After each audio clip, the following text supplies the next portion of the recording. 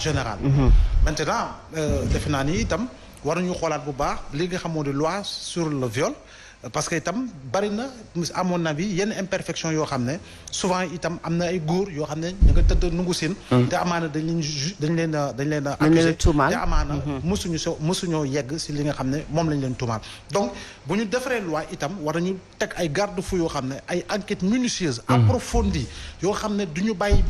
benn yoon boo xam ne dina leen rëcc pour ñu mën a rétablir li nga xamoon di la vérité parce que autant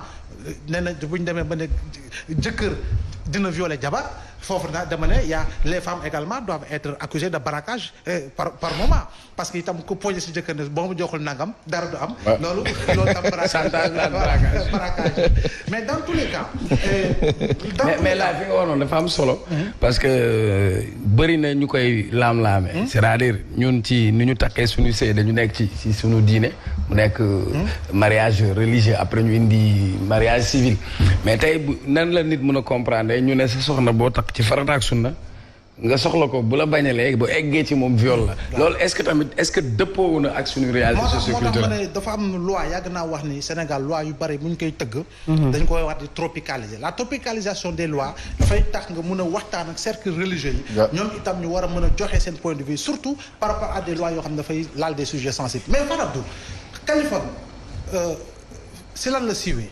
exactement mais comment se fait-il qu'un insulteur public puisse véritablement occuper des débats sur des plateaux des débats à travers les radios ou occuper des colonnes dans les journaux je crois bien que il faut quand même que nous autres man sama wàllu bopp laa koy tàmbalee journalistes ak acteurs des médias yi que l'on ne mette plus en valeur ñi nga xam ne saagakat lañu internationaux je le dis haut et fort Kaliphone et Assane Dioufo Doudou Ndiaye keneen ku mu doon tout ce cercle d'insulteurs là on doit les mettre de côté on ne doit plus les montrer. mais il occupe peut-être la une des médias pour cette affaire. Ouais, pour cette mais affaire. Pas parce que je dis si on parlait d'une autre personne chaque jour ñu juger amaana nit pour causer blessure. amaana nit pour viol mais pourquoi parce que c'est un insulteur public démb bu doon saaga la première institution de ce pays sans aucun respect. muy saaga la famille de la première institution de ce pays. c'est cette famille. xaaral ma ñëw fa laay ñëw. la première institution de ce pays sans aucun respect. insulter les ministres sans aucun respect. insulter des directeurs généraux sans aucun respect. il change de camp. il est reçu par la première institution ak li nga xam ne la ca xew lépp la. aujourd'hui il est dans un autre côté di saaga ñeneen ñi je pense que en réalité. on doit se remettre en question. Je dis la promotion des antivaleurs dañ ko war a xeex ba nga xam ne ñooñu dootuñu fi amati ba. ay nit yoo xam ne menacé ay nit yoo xam ne mercenariat la ñuy def ay nit yoo xam ne tas kër la ñuy def disloquer famille la ñuy def briser carrière la ñuy def tuumaal nit ñoo fekk nit bu solu ñetti pièces ñu futti ko ba mu set sur la place publique et on dit que ce sont ces gens-là qui sont des exemples dans ce Sénégal-là. Je dis encore une fois qu'il ait fait ou qu'il n'ait pas fait il appartient à la justice de rétablir les faits. bu defee moom la bu defut moom ñu xam ne du moom. mais peu importe encore une fois cette personne et les autres personnes qui se mettent à insulter à longueur de journée moo xam ñu faree opposition. ñoo xam ñu faree nguur ce sont des contre-exemples yoo xam ne waruñu leen wane. parce que tey jii sama doom sa doom sama jarbaat sa jarbaat bu ñu gisee ñooñu dans les réseaux sociaux jàpp ni ñii la ñuy def lu normal la kon boog ñu ngi leen di jàngal lan mooy daggal ndey lan mooy tuumal lan mooy saag lan mooy jiñaate lan mooy tamante dëmm goo xam ne ni effectivement ñun suñu ay valeur bokku ci yow jóge nga màggal Touba sëñ Bassirou sëñ Mountakha Mbacké lan wax à travers le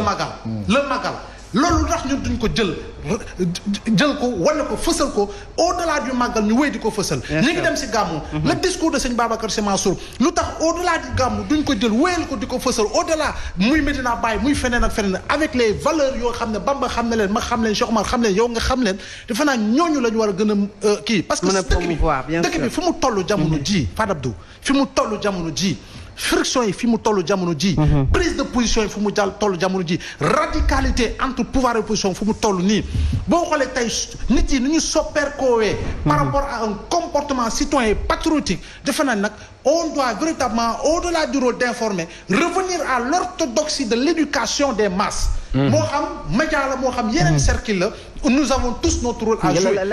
la régie su fekkee ñu ngi dégg parce que micro ni muy génnee son bi vraiment baaxul waaw pour fekkee ne ñu ngi koy dégg ñu gérer loolu terminer en même temps donc donc de ce point de vue là je pense que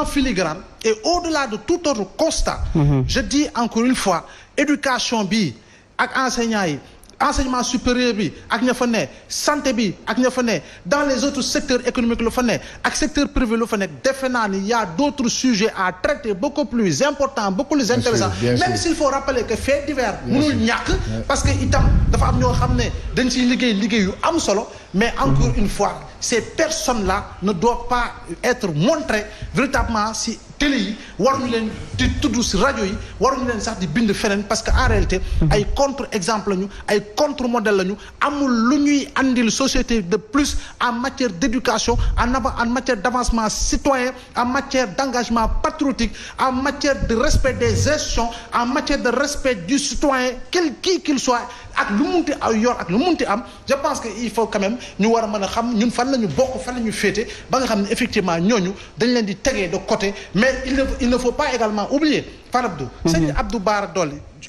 yóbbuñu ko fi prison par rapport à une déclaration publique boo xam ne def na ko mais comment se fait-il Assane Diouf ba muy saaga ñëpp di ko ñaawlu on a créé les conditions pour le faire rapatrier en l'accusant pratiquement de terrorisme pour lan parce que am na fu mu féete woon mais léegi pourquoi une impunité pour les insulteurs yi nga xam ne jàpp nañu si benn boor la ñu bokk je crois bien que l'un dans l'autre wax naa ko qu'il s'agit de Assane Diop parce que tant que mi ngi saaga ma position ne varie pas parce que il fait des lives en insultant c'est pas parce que da nga bokk opposition que tu dois bénéficier d'une certaine amnistie populaire amu ci l'insulteur public qui qu'il soit de quelque bord qu'il se situe est considéré comme un contre-exemple boo xam ne dañ ko war a tegee na le ne ko yow waroo wax waroo la wana alors très bien le code pénal du Sénégal dafa daan li nga xam ni mooy insulte publique c'est-à-dire nga taxaw si mbooloo nit taxaw fële nga saago ko yoon daf ko tere même insulte privée yoon daf ko tere même budul yoon sax dafa jekkul sax moralement waaw parce que man pour man ku fonk sa waajur doo jël waajuri jaamur di ko saaga parce que saagaan mën na fayu te wax bu ñaaw dëkkul fenn yow parfois Sénégal si pour wax la tey da ngay wax lii ki la tàcc tey ne la bravo yaa nangam yaa sangam suba nga wax sa xalaat dëppoowul ak xalaatam moom moo lay njëkk a bind te di la saaga donc finalement dañu dem ba ériger le culte de la médiocrité et le culte de la médiocrité aujourd'hui on va pas parler de Boubacar Boris Diop on va pas parler de Souleymane Bachir Diagne on va pas parler de Cheikh Anta Diop on va plutôt parler de ñi nga xamante ni ay ñoo dàq xuloo ci plateau yi dàq ko xasante ñi dàq saaga wala ñi dàq xuloo c'est malheureux des contre-valeurs aujourd'hui ñoom la ñu prôné au Sénégal et benn bokk na ci bu Khaliphone Sall bi nga xam ne même sa famille dafa mel ne dañuy koy toppandoo ci loolu parce que de plus en plus ñu génn di menacer que ne sortez Khaliphone de la prison sinon am nañu yu ñu denc yoo xam ne mën nañu ko wax et même ñu ko jege ay menaces la ñuy def encore population bi ay menaces la ñuy def ci gouvernement bi ay menaces la ñuy def ci état bi nu ñu ko mën a jàngatee aujourd'hui ak le procès li nga xam ne moo fa génnagum Fatou xam nga